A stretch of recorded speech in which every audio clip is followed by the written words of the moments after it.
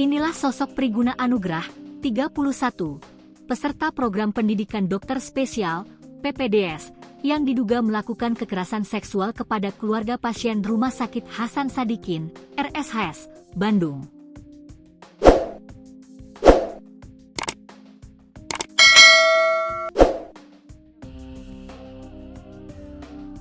Setelah kasus dugaan pemerkosaan ini mencuat ke publik, nama Priguna Anugrah pun langsung menjadi perbincangan.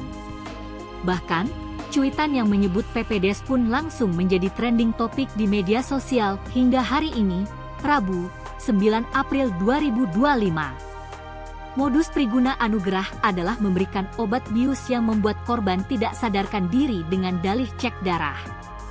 Ia melakukan aksinya pada pertengahan Maret 2025. Lantas, siapa sosok Priguna Anugrah tersebut? Priguna Anugrah merupakan mahasiswa PPDS dari Fakultas Universitas Padjadjaan, Unpad, yang merupakan peserta residen program spesial anestesi di RSHS. Pria berusia 31 tahun itu diduga melakukan tindakan pemerkosaan terhadap keluarga pasien yang sedang menjaga kerabatnya di RSHS Bandung dengan menggunakan obat bius. Berdasarkan kartu tanda penduduk, KTP, Priguna Anugrah beralamat di Kota Pontianak dan tinggal di Kota Bandung. Priguna yang sudah ditetapkan menjadi tersangka ini ditampilkan oleh Ditreskrimum Polda Jabar, Rabu. Kabid Humas Polda Jabar, Kombes Hendra Rochmawan mengatakan, Priguna telah ditahan sejak Maret 2025 lalu. Jadi, tidak benar bila tersangka tidak kami tahan.